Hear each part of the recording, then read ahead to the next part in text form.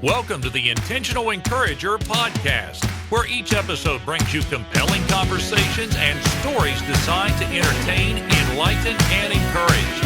And now here's your host, Ryan Sexton.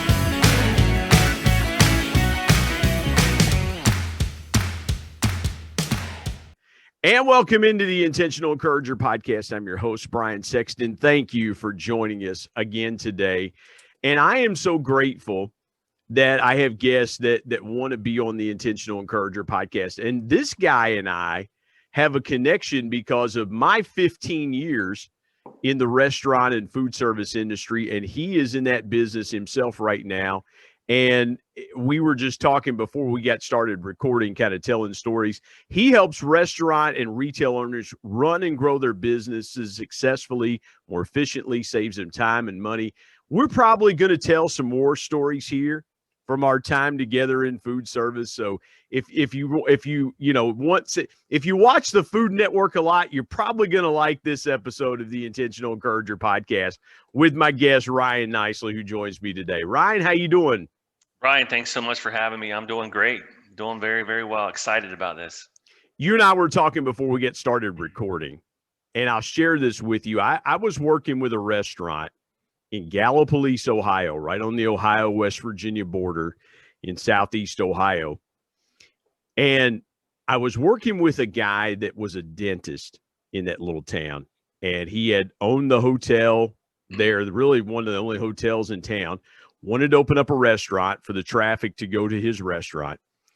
And opened the restaurant, and a few months in, his food costs were too high, and he started blaming me. And I said, look, if you had followed the suggestions we gave you in the 6 months that we were working together to get you open, you wouldn't be in this boat. And I said at that moment, Ryan, ignorance and arrogance are a lethal combination. So let's start here. What do people not realize about the restaurant business? Because a lot of people just think about the restaurant business, and you and I know it intimately because we've been in it. But what's the most common misconception that people think about the restaurant business of folks that you talk to that aren't as familiar with it as you are, because you work in it day to day? Well, as it relates just to the business as a whole, I think the misconception is I like to cook. I'm a pretty good cook. Everybody tells me I'm a good cook, so I'm going to open a restaurant and make lots of money. And what a lot of those folks don't understand is that the margins are very thin in a restaurant. And if you don't have your operational procedures down, I mean, locked tight, from inventory, from staffing and payroll to just managing the business and marketing and driving sales, you're going to struggle to succeed. Yeah. And I'll tell you this, that's a great point, because since I was and I left the business in 2009, and now the proliferation of all the cooking shows and all the things that you see on the Food Network and the next Food Network star and things like that, the restaurant business is a hard business.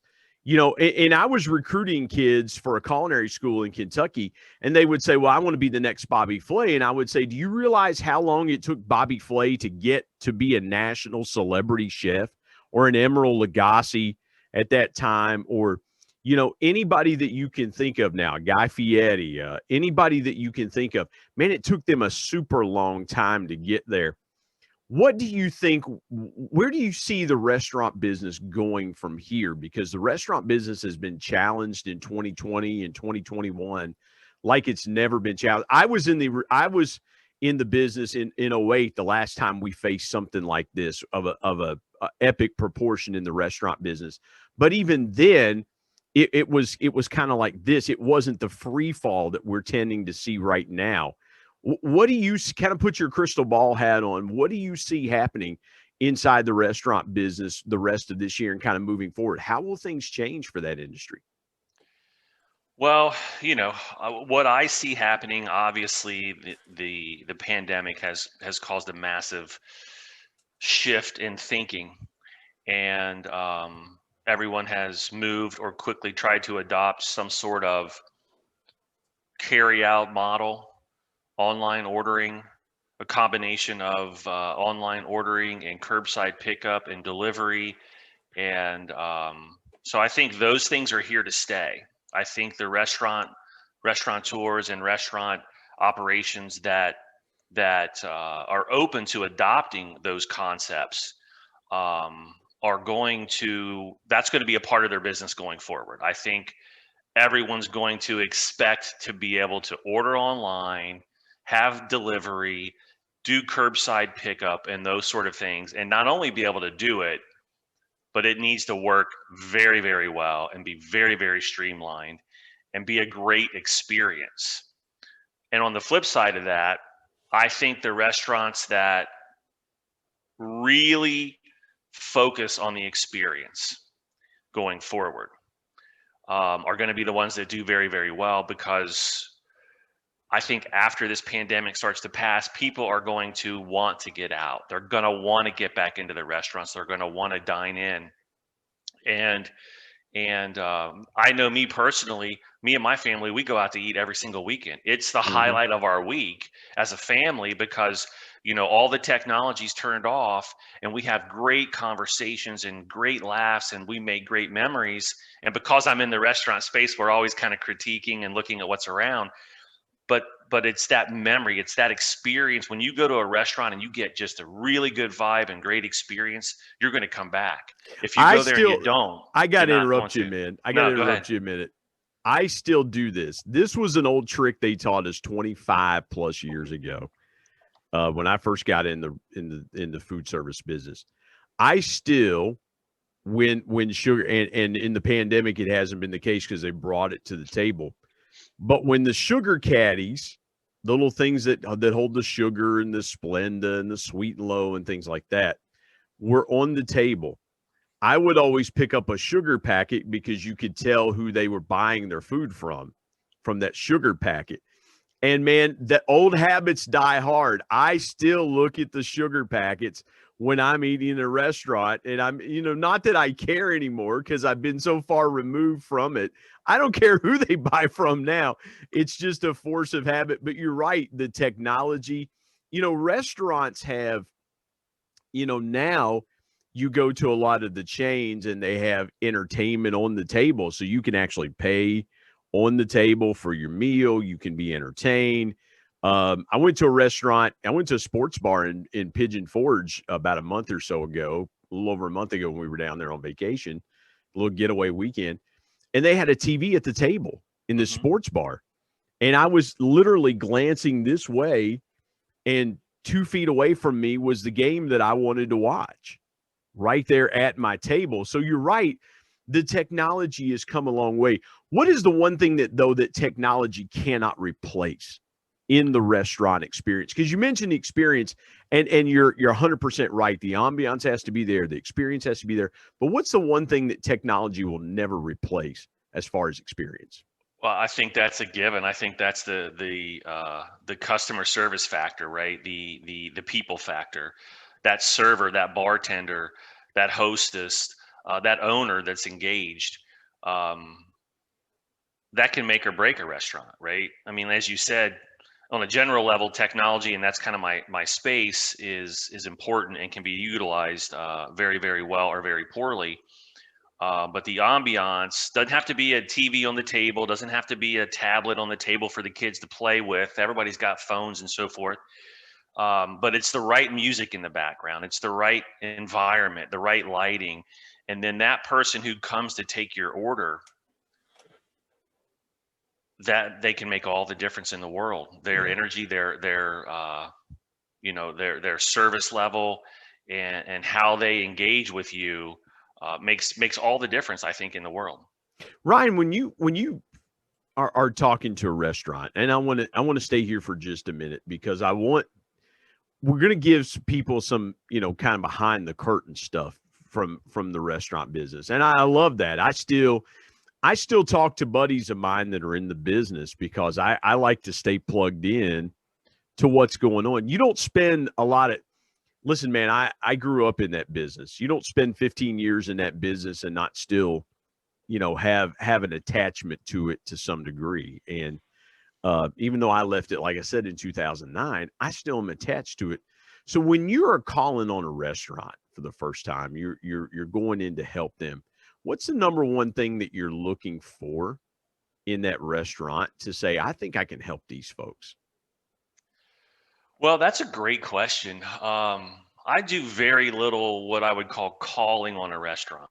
I almost never walk into a restaurant in the middle of the day trying to get a meeting. But once I do have a conversation with an owner, I really ask some questions and try to understand where their struggles are, what they're having trouble with, right? Is it the, from my perspective, is it the POS system just isn't doing what they need it to do? Is it down all the time?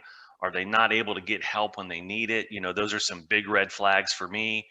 Or if they're really wanting to get a better handle on their inventory, um, you know, do they not have online ordering, or are they using, a third-party online ordering solution that's charging them a very high percentage? I gotta jump in there, man, because you and I were talking before that we were started going.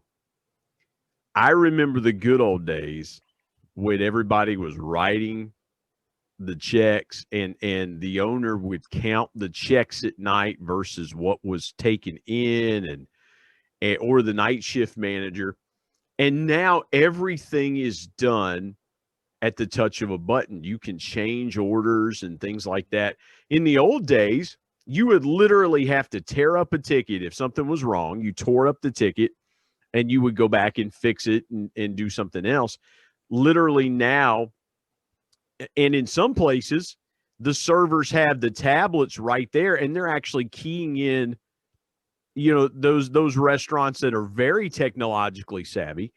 Your host, your server is actually punching in the order, so to speak, right at the table. And as she is turning or he is turning to walk away, that order is already in the kitchen, starting to be prepared. That's how far we have come with technology in the restaurant space.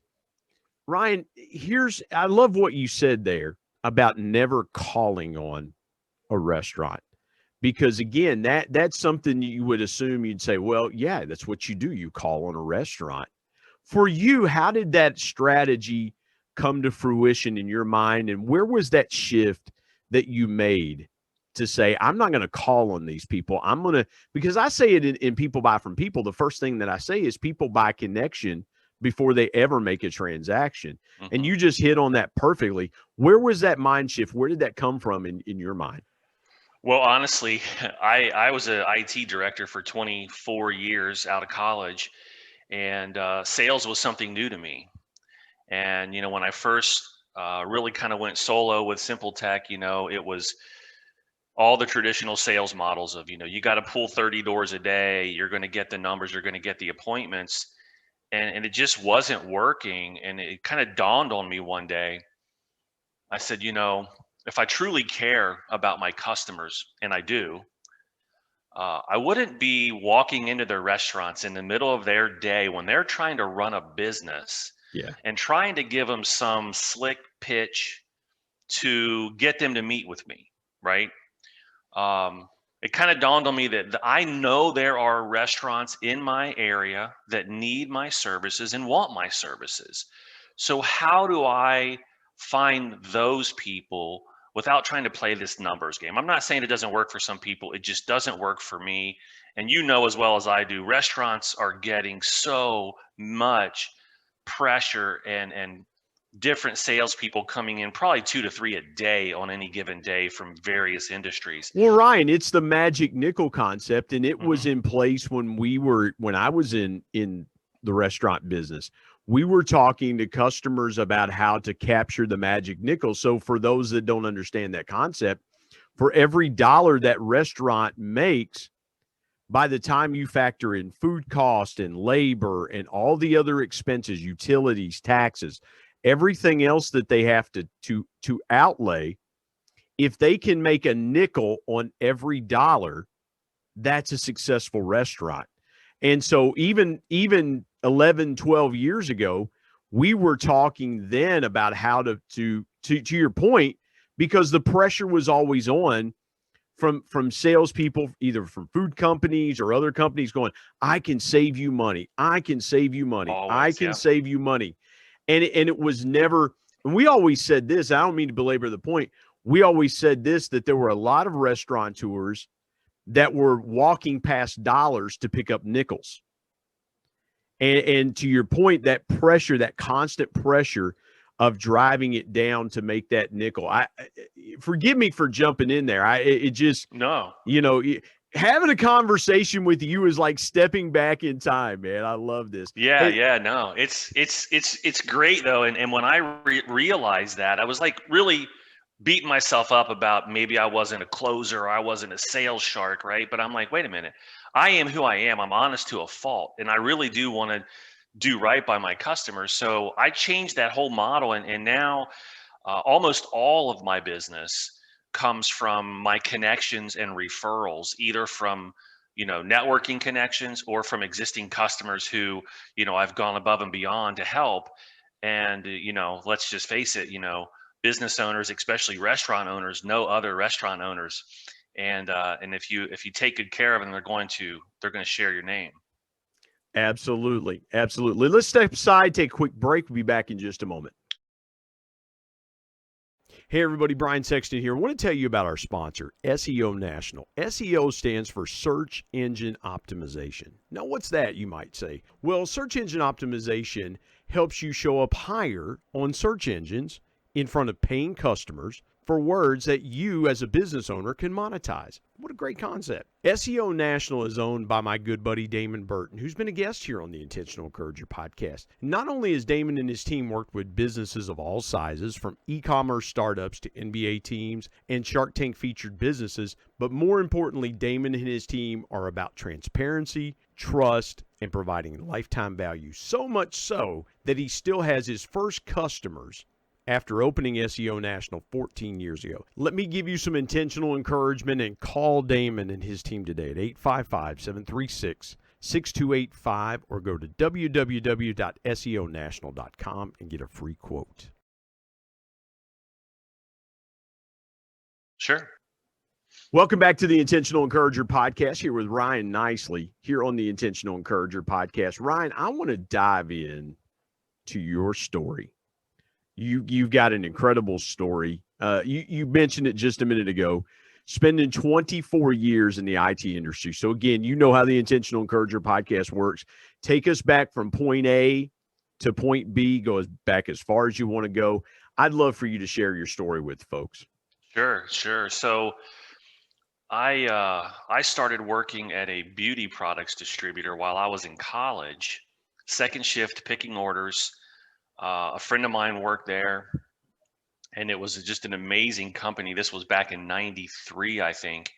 And this company was on the forefront of environmental products and organic, and the aromas were amazing, an up and coming company. So one of my friends was working there. He loved it. I was like, man, I got to get a job there. Started working there, second shift, picking orders, bottles of shampoo, makeup. I remember to this day walking through the warehouse with a clipboard, opening the bottles and smelling them as I was picking orders, just because it smelled so good.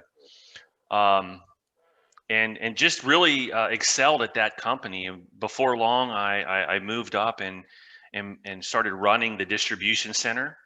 So we implemented a full pick to light warehouse management system. And not to bore you with all of that, but was in the distribution space for a long time there, and we distributed. You're speaking my language, man. That's what. Again, I'm having flashbacks here, walking through the warehouses that when I was a territory manager, there were sometimes I'd have to go get stuff for a customer, and guys would be busy picking during the day. I'd be like, I'll just go grab it myself, Yeah. Oh yeah. We had back then we had the reps. They would always come in and they're always like taking stuff, or like, hey, wait a minute, you're messing up inventory. We started stinking reps, always messing up inventory. Always man. messing You're up exactly inventory. Right. Yeah. But yeah, we started out picking with a piece of paper and a clipboard. And by the time I kind of moved out of that department, we had systems that would light up and say, pick 12 of these and put 3 of these in this box and 2 of these in this box, and so forth. So that was a big part of my background, and really distribution and logistics. And then during that time at that same company, I worked for the same company out of college for 24 years. We opened 12 retail stores, and again, selling that particular beauty product. And those were in 4 different states. And I was involved in all of those projects really from start to finish, from build out and working with the construction team to installation and hanging cabinets to um, implementing the POS system, hiring the staff. For many years, I was a one-man help desk for 9 in the morning till 9 in the evening, taking calls because of in the retail space, they were typically open till about 9 o'clock. But that's really where I got into retail, is when I implemented the point of sale systems in those 12 retail stores. We actually went through 3 different POS systems over the years, and it was something that I enjoyed, and I always had sort of the entrepreneurial bug, and that's when I founded Simpletech, was actually in 2001, to be a point of sale software dealer, um, really in the retail space. And I had that company for, again, since '01, but it was always sort of a side thing, and I was still a full-time employee at the company I was working for. And time went by, and I continued to have that bug and wanted to get out and do my own thing. Hey, Ryan, I got to jump in here again. I got to ask you something here. You mentioned the side hustle. Yeah. That is such a buzzword today, is side hustle. And you were starting to do this 20 years ago, before side hustles were cool. Yeah, I guess so. Yeah, when you think about it, when you think about doing your company, doing Simpletech on the side and working a full-time job, what would you say? What would Ryan Nicley in 2021 say to Ryan Nicley in 2001 as this side hustle was coming together? Because the reason I asked that question is, a lot of people don't realize, they're like, well, wait a minute. I was doing the side hustle thing. I was doing something on the side before it was chic to do stuff on the side. If you could go back and talk to yourself, the guy you are now, the guy you were then, what would be the biggest piece of advice you give yourself 20 years ago? Wow. That's a great question. Obviously, I've learned a tremendous amount since then. And, back then it was just, I thought I wanted to work for myself, so I thought it was cool to say I had my own company. Um, but now I know that you have to love what you do. You have to really be passionate about it. And I probably, knowing what I know now, and I'm still learning every day, I probably would have accelerated everything I was doing, and not taken 20 years to get to the point that I'm at now, for sure. Um, Patience, honesty, do the right thing, I think, is always the right thing. And do your homework, read as much as you can, learn as much as you can. Let's back up there a minute. You put 2 words together that are diametrically opposite: acceleration and patience. I love that. I know what you're saying there, because I think I grasp that concept. How can acceleration, and for those folks that are listening that have their own companies and things like that, how do acceleration and patience work together in a company? Because you're right. You have to keep your foot on the gas, but you also can't speed down. I mean, it's like driving on the interstate. You can do 70 or 75.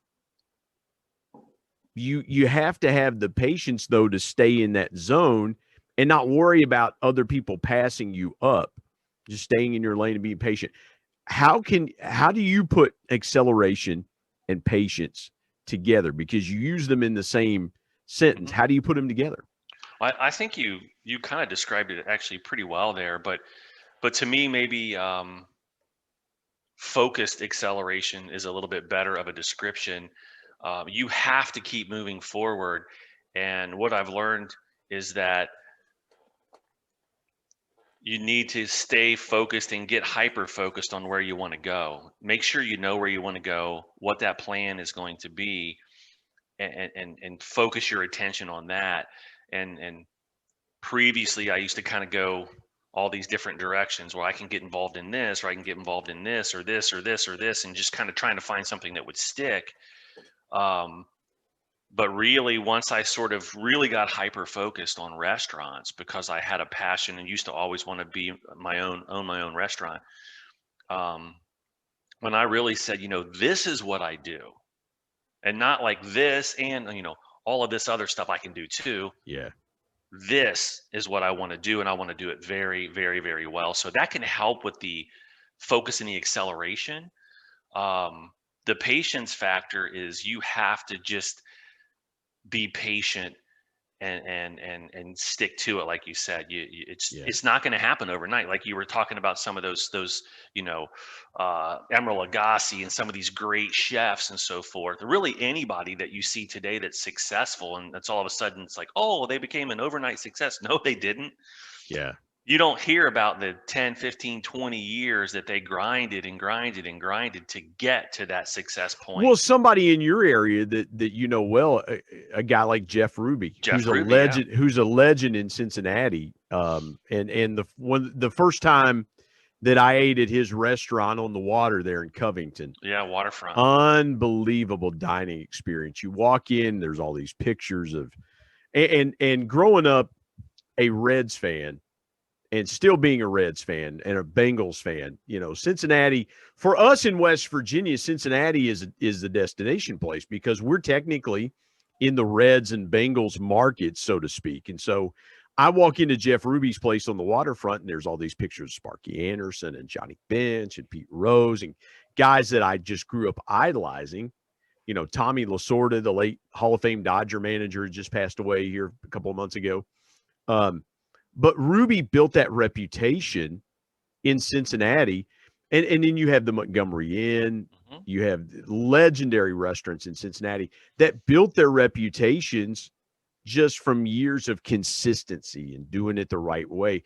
But even those, to your point, Ryan, and I think it's a beautiful point, even those restaurants that have had years of success are continuing to accelerate. They're continuing to have that acceleration where they're going, you know what, we've probably put a ton of money in the bank, but that's not going to help us going forward if we want this restaurant to be around another 25, 30, 40 years. And so, man, I love that. I had to mention that about Jeff Ruby because he is an icon in Cincinnati in the restaurant business. Oh, yeah, absolutely. And he's got great food. So, and I love Montgomery Inn, man. The first time I went to Montgomery Inn, I was like, this is Montgomery Inn. And then you bite into those ribs and like, this is Montgomery Inn. Oh, yeah. Oh, yeah. Oh, yeah. I remember, like you were saying, too, just going as a kid, all the pictures of all the sports athletes and the stars and things on the walls. And you're like, wow, Bob Hope ate here. This is pretty cool, Yeah, that was the place to go in Cincinnati. Let's take another break and we'll come back and tell the rest of Ryan's incredible story here on the Intentional Encourager podcast.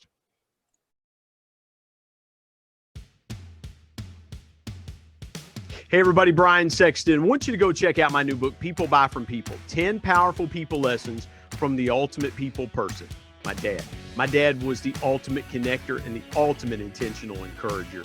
And he shared with me 10 connecting lessons that I'm going to share with you in this book, interwoven with stories and personal anecdotes that will help you really see what connecting is truly all about. If you want to be a more powerful, stronger, deeper connector, whether you're in ministry or leadership or sales, you own a business, whatever you want to do that connects you with people and you want to connect with them stronger, deeper, and more powerfully, People Buy From People is for you. I want you to go to Amazon.com and search People Buy From People, Brian Sexton. And it's available in paperback and Kindle. And coming soon, excited about this, coming soon to Audible. Thank you in advance for picking up a copy of People Buy From People. And now let's get back to a great conversation here on the Intentional Encourager podcast.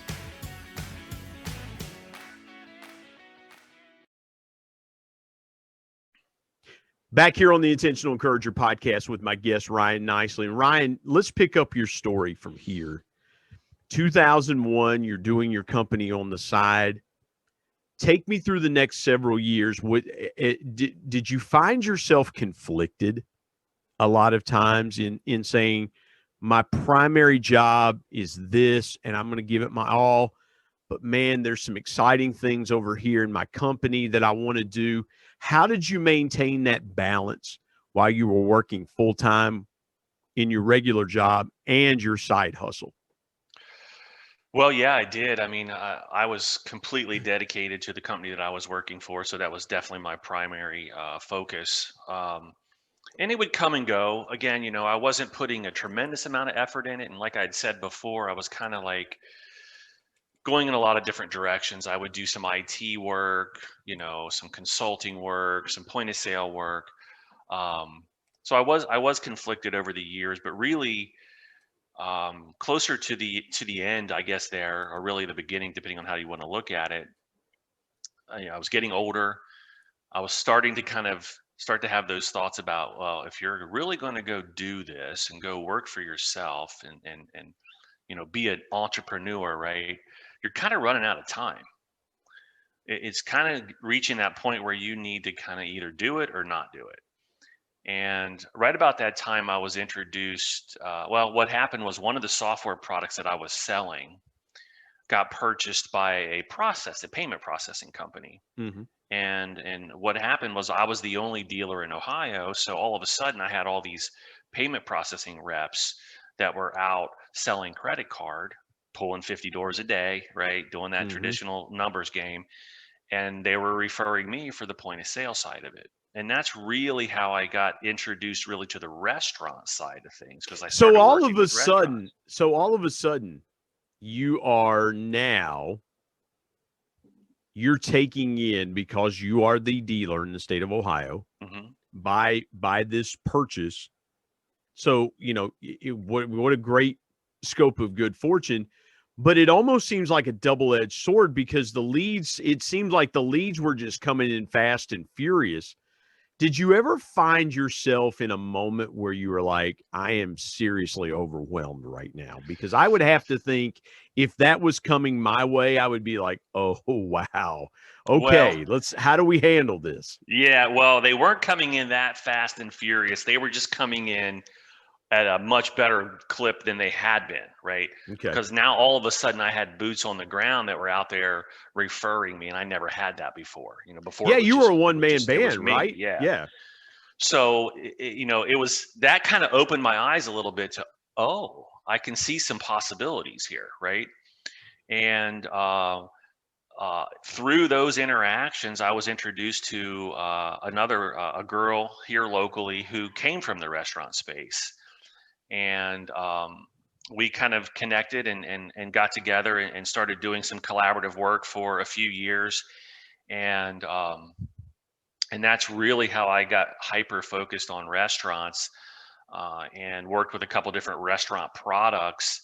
And I had, at that point, that's when I stepped away from what was being my former employer, and decided I was going to go kind of do this Simpletech thing full bore, full time, and Was that that's a what I hard did. was that a hard decision for you to walk in the door at that company? You've been there since college. Oh You've yeah, been you oh had been yeah. there since college. Now it's what? Take me to the year that you decided to take your company full time.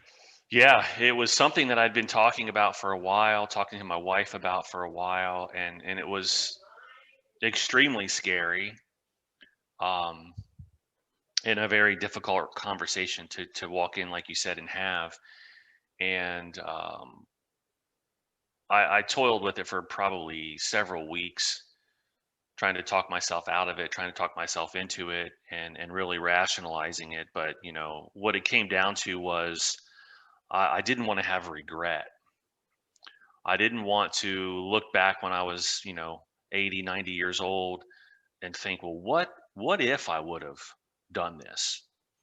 What would have happened? So I figured, worst case scenario, if I fail, I can get a job again. And the day I decided to do it, my wife called. Usually if I was running late, I would get the call, "Where are you? Dinner's ready," kind of thing. And I called her. I said, "Hey, listen, I'm going to be running a little bit late." And she said, "Well, what's going on?" I said, "Well, I'm going to go talk to, Frederick." And all she said was, "You got this." And so that was a very kind of a surreal moment. I walked in, sat down with the owner who had given me so much over, the 24 years that I worked there, in so many ways, financially, just personal growth, education, and so forth. And we had a great conversation, about a 2-hour conversation. And, he more or less told me, "Thanks for everything. We hate to see you go. We wish you wouldn't go, but, I understand what you want to do." And they basically became a customer of mine. And from that point until this day, they are still a customer of Simpletech, and I still manage IT and different things for them. And that made the whole process a lot easier than I thought it was going to be. And it's been a great relationship Because still. that just doesn't happen a lot of times. It No. just does not happen that a former employer becomes a customer. That's a testament to you, my friend. That is a big time testament. Take me through, and you may have already done this, but take me through the biggest obstacle, whether personally or professionally, that you faced, and what was the greatest lesson that you learned from it? Well, I think probably there's so many, man. I've grown just so much over the past 4 years or 5 years or so, professionally and personally. And I think probably the biggest obstacle in a lot of ways was just myself, my mindset. And I mentioned the sales process, and not really looking at myself as a salesperson, really having sort of a negative connotation in my mind about what a salesperson was, and really working through that on my own and realizing that it's not about trying to trick somebody into buying something they don't need. It's really about helping people, which is what I've always done my entire life. And when I really kind of had that epiphany, I mean, it was some days I was out there, it was not a good day, sitting in my car, like, what am I doing? Many sleepless nights. But when I kind of had that moment when I was like, this is who you are, and you need Yeah, to embrace who you are. You're patient, you love to help people, you're honest to a fault, you're good at what you do, yeah. and you mean well by it. So embrace those factors. And when I did that, it kind of like just flipped the switch. The light came on, and really things started to change for me drastically in that regard. Man, that's awesome. That's awesome. And I know, Ryan, that there are some folks out there that are saying to themselves the same thing. I'm not a salesperson. I don't think of myself that way and things like that. Leave the folks today. And I've loved this conversation, man. This has been so good. Thank you for doing this. Oh man, thanks for having Walking me. down memory lane, man, has just been fun too. But share with folks your biggest piece of intentional encouragement. um I'd say, believe in who you are, figure out what you want to do, and get really, really focused on doing that, and have patience and faith that it will work out. It's not easy, and it's not for everyone. Yeah, But if it's what you want, uh, then you should absolutely go for it. I'm so excited that I did. I uh, wouldn't change anything about it. I've grown so much as a father, as a husband, as a person, and professionally, and I'm still growing every day. I'm a better person for it. The only regret that I have is that I didn't do it sooner. man. Such good advice. Such good advice. Ryan, tell folks where they can connect with you, connect with your company. There may be somebody out there going, I need some good POS. I need a great POS system. Tell folks where they can connect with you and find you.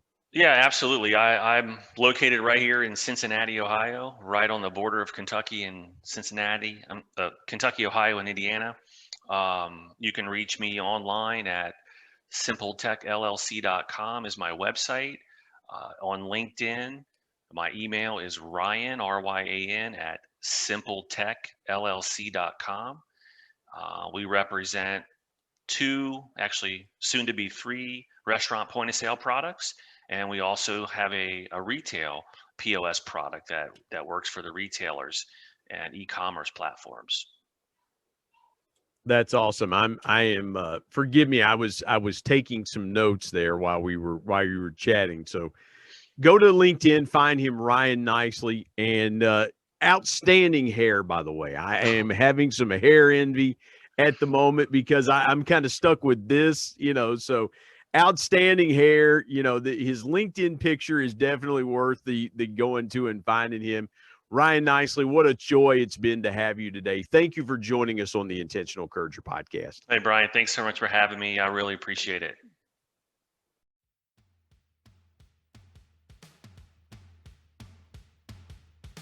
My thanks as always to producer Bryce Sexton and technical advisor Matt Means. And of course, the ultimate thanks goes to the Lord Jesus Christ, who provides intentional encouragement every day through his word.